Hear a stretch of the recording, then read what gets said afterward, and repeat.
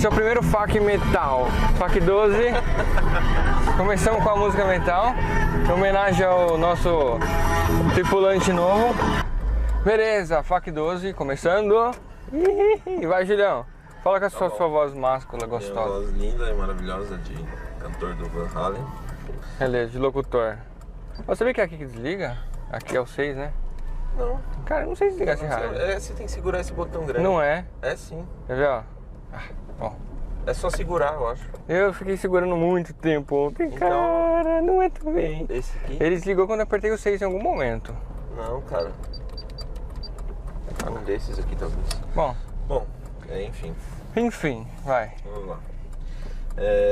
Se a gente reencarna e tal, para que isso serve? Para que ficar reencarnando? Qual a finalidade? Até quando tem que provar que você é bom? E se você já foi na vida bom, para que ter que reencarnar e vivê-la novamente e assim por diante? O que você acha, meu guru das falácias? Eu acho que não é bem assim que funciona, né? A necessidade de reencarnar não é bem essa, assim, aleatória, né? Não é tão aleatória assim, você ficar reencarnando, por exemplo, aqui nesse mundo, nesse nosso mundo aqui. Se você já, vai usar o termo aqui da pergunta, se você já é bom o suficiente. Acho que bom ele quer dizer no sentido de bondade, né? Da alma, assim, né? Não de bom. Eu sou o cara. Não, chuta bem a bola, sei lá, essas coisas. Não sei. Faz gol no ângulo. Então, a primeira coisa a gente tem o que a gente considera perfeito, muito além está da perfeição verdadeira. Né? Então a gente vai evoluindo para chegar realmente a se tornar espíritos puros.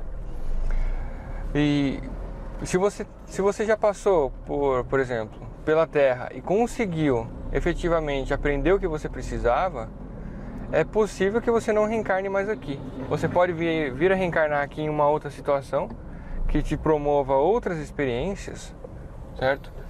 E uma coisa comum de acontecer é o seguinte: o espírito, ele já tem a consciência, já está bem esclarecido e ele quer se desenvolver em alguma outra área. Então, por exemplo, se ele é um exímio músico, na próxima encarnação ele não vai ter facilidade com música. Porque assim, o que é o cérebro? A inteligência e os pensamentos não estão no cérebro, estão no espírito. O cérebro é uma interface que possibilita a manifestação do espírito e dessa inteligência na matéria. Então toda a complexidade do cérebro serve apenas de meio para a manifestação da inteligência na matéria. E todo o pensamento e inteligência está no espírito. Só que como ele funciona como uma interface, ele também tem uma função de coibir ou de coagir certos talentos do espírito. Para quê? Para que ele desenvolva outros. Então, se o cara arrebenta em música, por exemplo, chega Beethoven, o cara é um músico excelente. E na próxima encarnação ele percebe que ele precisa desenvolver alguma outra coisa, ele não vai deixar essa possibilidade musical tão latente assim, porque senão na próxima encarnação ele vai virar de novo. Ele vai ser admirado e tal. Digamos assim, e se ele pode reencarnar também numa condição de vir aqui só para ajudar outras almas? Se ele já está evoluído suficientemente, ele decidir vir para cá, tipo numa condição de, sei lá, Chico Xavier, assim, uma coisa assim, quero ir lá ajudar. Então, para isso acontecer, o cara tem que ser muito bom. Eu não acho que no caso de Beethoven, ele era um ótimo músico, mas em questão de caridade assim, ele devia estar engatinhando também. Sim. A pessoa que vem, o espírito que vem encarnado para missão, ele já é um espírito bem evoluído. Por exemplo, o Chico, Madre Teresa de Calcutá, esses caras muito elevados. Acho que assim, o básico sempre você vem com uma missão, né? Independente de qual ela seja. Sim, e assim, a missão a gente tem que encarar ela não uma missão para para os outros, para a humanidade. A maioria das vezes é uma missão para nós mesmos. A sua própria evolução. Né? Por exemplo, muitos que nascem com mediunidade ostensiva, que vê espírito e tal, muitas vezes se consideram missionários. Ó, vim com uma missão mas muitas vezes é uma missão para a própria pessoa, porque sem aquela mediunidade, ele nunca olharia pro alto, sabe? O cara seria sempre materialista. E como ele não consegue negar para ele mesmo que ele está mentindo, né? Ó, eu sei que eu não estou mentindo. Então ele acaba desenvolvendo a espiritualidade nessa encarnação. Certo, mas já que caiu nesse... Não, polemiza. Já que foi para esse lado, assim, de você falar que um músico não vai vir músico, e por que ele veio músico de repente, dessa vez, por que uma alma vem médium? Médium? Porque ela não é hard. Por que ele vem como médium? Porque ela não é nem low nem hard, ela é médium. Pode ser. Cara, ó, por que vem? Por exemplo, quando as irmãs Fox, sabe, né? As irmãs Fox vieram, elas tinham uma mediunidade muito específica. Qual a mediunidade que elas tinham? Elas conseguiam, através daquele espírito batedor que ficava batendo e começou a se comunicar, elas conseguiam fazer o efeito físico. E como é que o espírito consegue fazer esse tipo de efeito físico? Através de um médium que tem uma mediunidade particular, que é a liberação do ectoplasma. Ela tem uma quantidade de ectoplasma tal que o espírito consegue condensar ela e fazer ou efeito físico, né, ou batidas, ou movimentação de matéria. Só que para isso o médium precisa ter essa característica. E por que elas vieram? Para chocar o mundo. Por que aconteceu lá na Europa, na França, aquelas mesas girantes que giravam e rodopiavam até o teto e se estilhaçavam no chão? Para chocar o mundo. E isso era feito utilizando os médiuns que estavam naquelas reuniões. E muitos médiuns nem sabiam, né? Eles nem sabiam que eram médiuns. Mas ela também tem o sentido de... As irmãs Fox? Não, a mediunidade também vem para a Terra aqui com a função, talvez, de fazer as outras pessoas acreditarem. Então, mas foi isso que aconteceu. Porque assim, o que acontece? Se nada choca, tá tudo bem. Agora, o que acontece? Isso, cara, olha uma coisa, a morte. A morte é exatamente isso. Quando alguém da família morre e tal, funciona também como um choque. Pro cara se perguntar, morreu, e aí?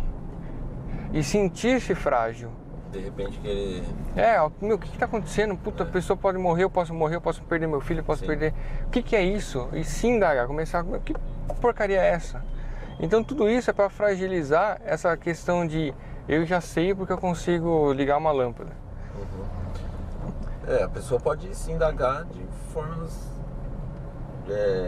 diferentes também. Eu já ouvi explicações, por exemplo, de ateu falar que isso é como se fosse acreditar nisso é como se fosse um conforto assim para a pessoa que ficou aqui na Terra. A mãe morreu, aí acreditar que ela tá lá ainda no espiritual e tal, é como se fosse um conforto para quem fica aqui. Isso foi criado assim. Então, legal, é uma explicação bem coerente. Na verdade é um conforto. É um conforto por quê? Porque a gente sabe que Deus é totalmente misericordioso. Porém, o espiritismo ele não foi criado dessa forma. Ele foi decodificado. Então, o Kardec não chegou lá. Como a gente vai conseguir fazer um carinho nas mães que perdem filhos? Não. Ele começou a participar dessas sessões de comunicação e constatou que eram verdadeiras.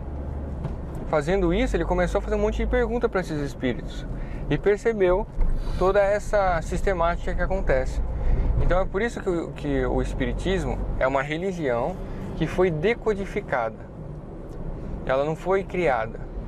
Isso torna ela muito próxima com a ciência, por esse lado dela metódico, certo? Porque toda a codificação, toda a comunicação com os espíritos que foram feitas e a forma como foi verificada que a resposta é ou não coerente, existe uma metodologia científica para isso.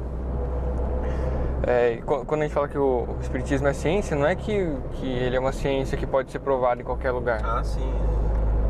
Você consegue comunicação com os espíritos. Dos meios que foram usados para provar isso, daí que foi o que o Kardec fez, né? E isso aí também que ele está muito atrelado com as explicações científicas, né? Então você não tem dogmas no espiritismo. Legal. E bacana. Mas assim, os materialistas, para eles faz sentido mesmo essa explicação. Sim, sim. Só que a questão é a seguinte, quando a gente começa a estudar toda essa comunicação e o que os espíritos vieram nos mostrar, a gente percebe que tem muito mais. E outra, não tem como, assim, é um pouco de falta de sensibilidade, sabe? O materialista olhar para tudo que está criado, olhar para tudo e ainda não perceber, principalmente que tudo é feito de uma causa. Eu acho que assim, muitos são 100%, alguns podem ser 100% materialistas, mas deve ter muito cara em cima do muro aí nessa história, Sim. né? Cara, acredita só um pouquinho e às vezes ele tem... Não, mas o que o leva? Mas já pensou? Assim, qual que é a diferença do cara que é materialista 100% e do cara que é espiritualista 100%? O que faz? Qual que é o atributo? Qual que é a partícula, a parte que existe em um e que não existe em outro, que faz um não acreditar e outro acreditar? O que faz de diferença? O que eu tenho como ideia é o sentimento, porque qual que seria a diferença disso? Porque em termos intelectuais, na boa, não se chega a lugar nenhum. Não. Você não prova que Deus existe, muito menos que ele não existe. Mas é muito menos mesmo, porque a gente não consegue explicar quase nada. Não é porque a gente entende um pouquinho de física quântica que a gente sabe o que está acontecendo ali. Não sabe, cara. É tudo muito complicado, é tudo muito complexo. E a sensibilidade. Eu acho que é bem por aí mesmo. Então por isso que você tem que respeitar cada momento, e é por isso que a gente não lembra das reencarnações passadas. O cara que é ateu, ele tem que viver essa experiência aqui como ateu. Então, até um texto da pergunta, até quando a gente vai ficar nessa questão de encarne e desencarne? Cada vez que a gente encarnar, a gente vai desenvolver uma característica e colher o que nós plantamos. Por exemplo, se na vida passada você fumou muito, você vai ter uma deformação do seu perispírito. Nossa, essa parte aqui é bem rugosa.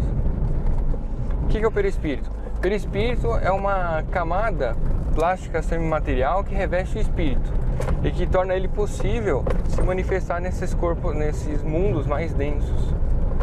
E toda a deformidade que a gente faz, por exemplo, vícios, drogas, pensamentos, ódios, eles deformam o perispírito. E isso é uma questão, isso é feito, é possibilitado para a gente colher o que plantou. E na reencarnação a gente expurga todas essas deformações para o corpo. Então quando a gente reencarna, a gente meio que peneira o perispírito. E isso vai para o corpo expurgado e a gente tem o corpo deformado, com muito problema. E outras coisas, como colheitas, digamos, de coisas que realmente você tenha feito, crimes que você tenha feito.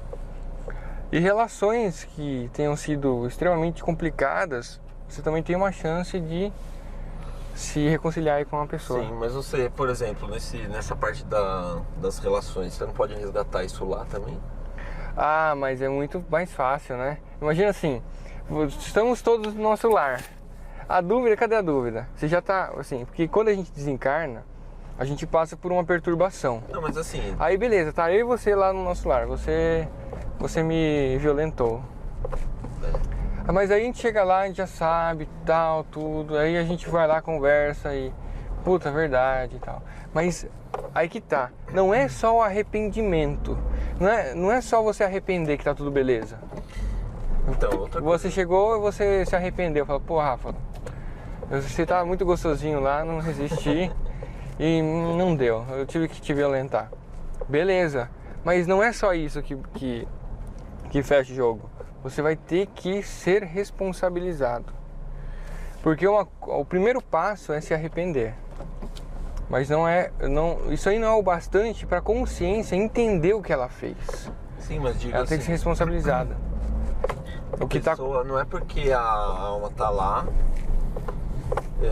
não necessariamente no nosso lar, que o ódio pela outra alma vai acabar. Não acaba. É que você deu uma explicação como se eles chegassem lá e falaram, pô... É que muitas vezes isso acontece, né? O espírito, quando desencarna, ele passa por um período de perturbação, algumas vezes fica lá no umbral, né? E depois de um tempo consegue se restituir, se dispor a reencarnar de novo e consegue entender que ele fez cálculo errado de tudo aquilo lá e até refaz a amizade. Não, beleza, ó, foi mal, desculpa, mas o que acontece? A dúvida já foi pro saco, é muito mais fácil, não que aconteça, mas é muito, muito, muito mais fácil você se inclinar para Deus no nosso lar, sim, claro. Já sem essa questão de dúvida, do que lá. Aí é uma questão seguinte, a dúvida possibilita que você seja quem você realmente é. Tanto é que às vezes vem essa questão aí de reencarnar para reconciliar, resgatar alguma coisa assim, vem como parente próximo, né? Mãe, sim. Pra poder ter esse laço e você meio que... É pra conseguir, tanto que tem aqueles ódios inveterados que acontecem mãe e filho e tal, tudo isso é uma resposta, porque inconscientemente o espírito sabe, ele sabe daquilo, só que conscientemente não. Aí tem aquele pai que não gosta do filho, não sabe por que não gosta, mas a relação foi tão desgastada e foi tão violenta que eles precisam se entender aqui na Terra. E por que tem que ser aqui? Porque tem que ser uma aprovação franca, senão é muito fácil, cara. É muito fácil você ser bonzinho no nosso lar, né? Tem as pessoas que não são ainda. As pessoas que não são, elas são realmente embrutecidas e que quando estiverem encarnadas vão dar aquele arregaço. Mas é muito mais fácil, porque a dúvida não existe mais. Então, aí a gente vai reencarnar até nos tornarmos espíritos puros. E vai demorar um bocado de tempo, hein? Muito tempo. Mas essa perfeição que a gente considera, ela está muito aquém. Mas assim, as próximas encarnações, supondo que você evolua, o próximo estágio da Terra é o conhecido como... como é que é? A gente está aqui em provas e expiações, de regeneração. Nesses mundos mais felizes, mais fofinhos, a encarnação ela não é tão densa assim, né? Igual a gente tem. O nosso corpo... o nosso perispírito ele vai estar mais leve, digamos assim. Então a gente não vai ter esse peso e essas dúvidas vão ser muito menores, porque a gente já vai ter possibilidade de reconhecer já toda essa sistemática. Então são mundos mais felizes. Você vai reencarnar muito ainda, mas você não vai ter toda essa dificuldade desse mundo. Porque assim, por que esse mundo é difícil? Por causa do nosso orgulho e da nossa vaidade. E tem uma frase muito bacana que eu li num livro, que é assim: abandone o mal e o mal te abandonará. Então acreditem nisso, o mal que acontece pra você é o mal que você acaba buscando inconscientemente, ou que você fez na vida passada. Legal. Gostou? Beleza. Então a segunda pergunta. Vai lá, truta. Que zero. Bom, vamos lá, vou iniciar tudo aqui. Os cientistas descobriram uma partícula que eles apelidaram de partícula de Deus. Boson de Higgs. Que de acordo com eles sempre esteve presente no universo. Seria basicamente dito a partícula do próprio universo. Então, aqui vai a próxima pergunta baseada nesse texto. Se a partícula existe, por que ela não pode ocupar o lugar de Deus no início de tudo? Porque se você voltar no tempo, como diz, vai chegar um momento, por exemplo, lá você vai virar um homem da caverna, ou vai chegar lá nos homens da caverna, vai chegar um momento em que o Deus não existirá mais. Como na época não tinha Deus, né? Na época dos homens da caverna eles não acreditavam nisso. E assim como dito na história humana, o diabo foi inventado pelos senhores feudais para assustar os camponeses. Tá, então vamos lá. Primeira coisa, o que os cientistas falam não é assim, a sumidade. Os cientistas, eles estão tentando cavar as coisas, se desenvolver. Mas eles falaram que o bóson de Higgs sempre existiu e acabou. Muitos cientistas e os cientistas mais sérios, primeira coisa, eles não se fecham, eles abrem o campo para as coisas. Primeiro, o cientista que fala que não existe Deus e que tá, para mim, já é um cara bem fechado, porque ele não consegue, assim, o cara que analisa a complexidade, por exemplo, da física quântica e fala que sabe que a ciência já definiu tudo ou que não existe mais nada para se conhecer, o cara é maluco. Porque a própria física quântica arrebenta os conceitos das pessoas, dos cientistas, sobre a grandeza de tudo. Então o cara falar que o bóson de Higgs sempre existiu e acabou e que... é o problema do orgulho. O cara, porque conhece bastante coisa, acha que conhece tudo. Não dá, assim. É uma falta de sensibilidade extrema com o universo, com toda essa coisa encantada, assim. O cara tá vivo, a consciência dele tá se manifestando num corpo, ele não sabe direito como funciona o corpo. Não é porque a gente consegue curar alguma coisinha que a gente sabe. A gente não sabe direito como funcionam outras coisas e tem várias comprovações científicas de efeitos que os caras não fazem a menor ideia como acontecem. Os caras simplesmente não sabem. Comprova-se que acontece, mas ele não sabe. Por exemplo, aquelas comunicações que existem entre dois spins de elétrons. Você põe um conjunto de spin de elétron, o spin é quando o elétron gira. Então você tem um spin, né? Essa é uma experiência clássica que fizeram. Você coloca dois elétrons lá com spin para cima, outro spin para baixo, como se fossem engrenagens, né? E aí o que acontece? Eles conseguem separar esses elétrons e colocar uma distância bem grande um do outro. E quando você, através você dá carga no elétron para que ele inverta o spin, isso acontece, o outro elétron, numa velocidade acima da luz, inverte também. Então, existe uma comunicação e outras experiências que fornecem dados sobre isso, que existem coisas que os cientistas não fazem a menor ideia como funcionam. Então, existe muito mais coisa ainda entre o céu e a terra que a gente pode imaginar. E assim, é o orgulho falar que já sabemos tudo. Então, a primeira coisa, a matéria, ela não é inteligente. O espiritismo e o lado do espiritismo, eles colocam sempre as comunicações que Kardec teve e que sabiam que eram verdadeiras, que não eram fraudes, como acontece muito aí. Então, Kardec, a primeira coisa que ele fez foi certificar-se que não eram fraudes as comunicações, a primeira coisa. Então ele mandava a mesma pergunta para vários médiums, e assim, antes não tinha internet, não tinha WhatsApp. Ele mandava cartas, né, para médiums que muitas vezes nem se conheciam. E quando obtinha as mesmas respostas, ou respostas recorrentes sempre, ele também tem uma metodologia para verificar se o médium, se você pode ou não acreditar no médium. Então ele desmistificou tudo. E os espíritos superiores responderam todas essas questões. E é por isso que a gente se baseia sempre no espiritismo. Então, a matéria, ela não tem inteligência na matéria. A inteligência está no princípio inteligente. O que é o princípio inteligente? É o espírito. Então, a matéria é um meio pelo qual o espírito se manifesta.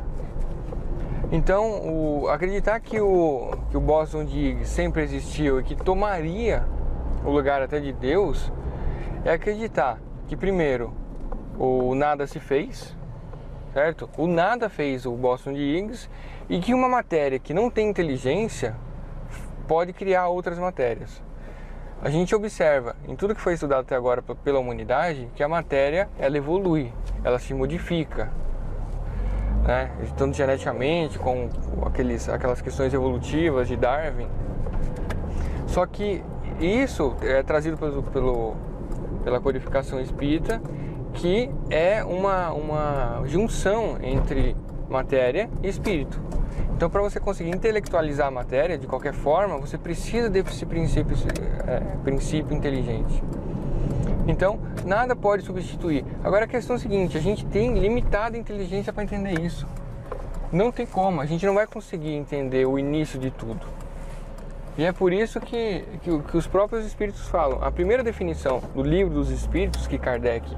Qual que seria Como Kardec era um cara bem inteligente, qual que foi a primeira pergunta dele? O que é Deus? E a resposta dos espíritos foi que Deus é o princípio, a inteligência suprema, causa inicial de todas as coisas. Por quê? Porque a gente não consegue compreender isso. É a mesma coisa assim, a nossa mente, ela se prende ao finito. A gente nasce e morre, tal. Como é que ela vai compreender o infinito? Não tem meios, a gente não consegue. A gente não vai conseguir entender uma coisa que Deus, que sempre existiu e sempre existirá. Pra gente é absurdo. Mas nós consideramos muito mais absurdo é não crer nisso. Porque aí você não responde nada, nenhuma coisa. E além do que, você vai ter que viver uma vida totalmente louca, injusta e sem explicar nada. Muito menos esses eventos, essas manifestações espirituais que a gente tem, você não explica nada, né? Você vai ficar fazendo experiências ali limitadas, com uma vida limitada e muito provavelmente uma vida infeliz. Aconteceu um fato com o Bezerra de Menezes sobre isso. Chegou um cara lá, tipo esses ateus assim que são, né? Ó, eu quero que você venha comigo, a gente vai debater todas essas questões e vamos ver quem tá certo. Aí o Bezerra de Menezes, que era um cara muito, ele era um cara bem sensível, né, com essas questões humanas, ele era médico, conhecido como médico dos pobres, ele era bem caridoso. Ele falou, beleza, eu aceito, mas com uma condição. Se você trouxer uma pessoa, uma única pessoa, que a sua forma de pensar tenha tornado bem-aventurada, ou seja, tenha tornado feliz um pouco, pelo menos, eu vou fazer. Uma pessoa que essa questão, essa forma de pensar sua tenha feito mais feliz, melhor, eu vou e faço. E o cara não sabia, porque essa forma de pensar, ela naturalmente já traz uma situação muito, muito pior. Não é porque você acredita por causa disso, você acredita porque você vai ser infeliz. Essa é uma questão, é um sentimento natural. Quando por exemplo, por que esse sentimento de Deus está em todos os povos? Em todos os povos que você estudar, sempre vão existir manifestações de adoração de deuses, né? De Deus Sol, Deus... Esse é um sentimento que sempre existiu em todos os povos, em toda criatura pensante humana que existiu sobre a Terra. E é um sentimento que age naturalmente e que não é contaminado, não é disseminado. Então você tem nos indígenas, você tem todos. É uma coisa latente do espírito. Só que para o materialista vai ter sempre essa visão. É sempre uma explicação que mostra, você está acreditando nisso porque isso faz bem para você, ou porque senão você vai ficar perdido na vida. É uma explicação, mas é por isso que é uma questão de sentimento. Você não pode simplesmente, colocar você está certo, você está errado. É uma questão de como o cara consegue sentir. Aí vai chegar o cara e vai falar, pô, então você acha que você é mais evoluído porque você sente isso e o cara não sente? Aí eu responderia. Como você responderia isso? Responderia, depende. Se o cara é uma pessoa melhor com isso, com certeza. Exatamente. Não tem... Se o cara é menos egoísta, se o cara consegue fazer uma vida melhor com os outros, uma vida melhor com a família, pô, não é? O cara pode não acreditar em nada disso e conseguir viver bem. É que assim, né? Que normalmente... Então, o que acontece? Uma pessoa que, sei lá, um ateu, ele... não quer dizer que ele não é feliz, ele só é... A tendência é ele ser materialista, gostar de... Então, aqui, o cara que é materialista, ele vai estar suscetível às mudanças materiais. E a vida, como todo mundo sabe, é repleto de mudanças materiais. Então se você perde um carro, aquilo te dói, você vai sofrer. Exatamente. O cara que é desapegado, perdeu, desova. Quem sofre mais? Mas isso sofre também quem acredita em tudo isso e ainda assim é materialista, não consegue não ser materialista. Então, são momentos diferentes. No caso, você tem o cara que acredita, mas que ainda não é tão materialista. Mas o cara que acredita nisso, no mundo além da matéria, ele tende a ser menos materialista. Por quê? Porque o cara que só acredita que esse é o mundo material, que só existe isso, é inevitável que isso para ele tenha um peso muito maior. Então, e se o cara não acredita na vida após a morte, ele tem que gozar nessa vida, porque depois acabou. Então o cara naturalmente tende a aproveitar mais isso. Querer o máximo daqui, né? Mas isso não quer dizer, no caso, que um ateu não seja muito melhor do que um cara que acredita em Cristo, infelizmente. Mas é natural isso. Tem um livro que mostra o desencarne de um cara que era ateu. O cara era ateu convicto e tirava sarro e tal. Então, e o cara desencarnou. Desencarnou, teve aquela perturbação por ele, né? Por ele não acreditar assim e tal, mas ele foi rapidamente acolhido pelos espíritos e foi levado a esses mundos espirituais para se cuidar. E aí ele chegou lá, né, viu o que ele tinha feito, o cálculo errado que ele tinha feito, mas ele falou: eu sou ateu, por que eu tô aqui? Eu não deveria estar pegando fogo no inferno? Aí eles explicaram: não, calma aí, uma coisa não quer dizer outra. Você não acreditava em Deus, você tinha seus motivos, mas você era uma boa pessoa. E aí uma das atitudes desse cara era que ele tinha uma fazenda e na fazenda da frente tinha um orfanato. E toda vez ele dividia metade da comida que ele tinha com esse orfanato. Uma das coisas que ele fazia, que é uma questão de caridade, ele tinha aquela questão de empatia. E se você Só que ele não acreditava em Deus. Então, se você pegar esse exemplo aí, a caridade dele é extremamente valiosa, né? Porque ele não tá fazendo aquela caridade pensando em eu vou pro céu por causa dessa caridade. Sim, boa pergunta. Ele tá fazendo de coração o máximo, assim. Ele não acredita em nada disso. Na verdade, ele tá acima, né? Porque se você pensar, porque assim, Deus não é vaidoso, Cristo não é vaidoso, ele não vai chegar: você não acreditou em mim, então queime. Isso é vaidade pura, que isso? O que Cristo quer? Ele quer que a gente se ame o máximo possível e se ajude. Então esse cara aí, provavelmente ele deve estar num degrau maior. Exatamente. A perturbação que ele deve ter passado, naturalmente, é porque ele realmente não acreditava, né? Nessa questão. Ele não se preparou para ter esse desencarne. Mas o cara que faz a caridade sem acreditar, por exemplo, em Deus, ou até sem acreditar na vida após a morte, é um cara que tem a caridade no coração num nível muito maior. Isso aí pode acontecer muito, por exemplo, se na vida passada dele ele foi um órfão, né? Ele passou por muita necessidade, aquilo está latente no espírito dele, ele tem uma empatia maior para aquilo. Melhor não, então, ela vai morrer. Então ele acaba fazendo isso. E essa é uma questão natural que acontece conforme a gente vai experimentando nas encarnações. A gente vai melhorando a nossa empatia, porque a gente entende aquilo lá, a gente já viveu parte daquilo ou até exatamente aquilo. Então não é porque você é ateu que você vai pro inferno. Isso aí é incoerente. Totalmente. E o inferno não existe. A questão dos demônios que foram inventadas, assim, o que são os demônios? O Espiritismo mostrou que os demônios são os espíritos que se obstinam no mal, certo? Deus nunca criaria seres destinados à maldade, porque isso aí seria totalmente contrassenso à questão da bondade de Deus, né? Como é que pode? Deus vai criar um demônio? É isso. Então demônios são espíritos que têm o intuito de fazer o mal. Eles escolheram pelo livre-arbítrio deles fazer o mal. Eles vão evoluir, tudo isso vai evoluir e eles vão ter que colher cada coisa que eles estão plantando. Natural. E então ele sempre existiu. Deus sempre existiu. os demônios aí sempre existiram, porque os demônios são os espíritos dos homens. Então isso não foi criado, isso na verdade foi constatado. E como toda pessoa sempre reencarna e sempre passa por essa experiência espiritual, eles sempre trazem isso. Então é por isso que é natural ter essa criação de demônio e tal. Mas foi algo que sempre existiu e sempre vai existir.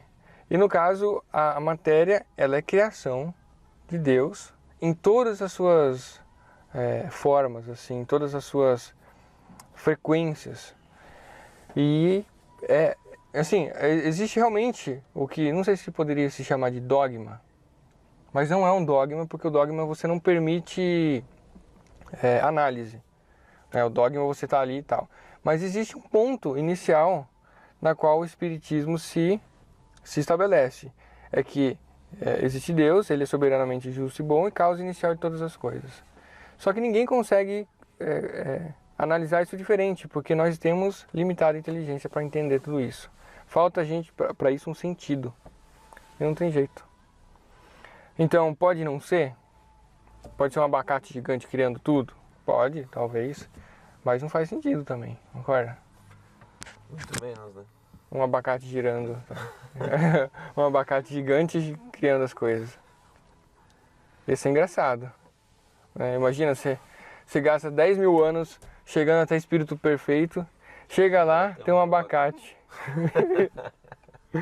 Com certeza você acha que você não ia ligar muito, que você ia falar, pô, que abacate da hora, hein? Talvez você ache. Nossa, eu gostava de abacate.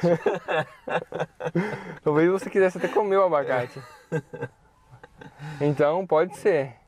Mas é tudo uma questão de será que faz coerência? Não. Mas é por isso que a gente tem que sempre respeitar cada tipo de manifestação. E aí, Julião? Bom, é isso, né? Bacana, hein? Deu um papo bacana. Beleza, pessoal? Fac 12, um beijo na bunda. Fomos! Coração. Yeah! Beleza? Yeah! Toma aí, Julião.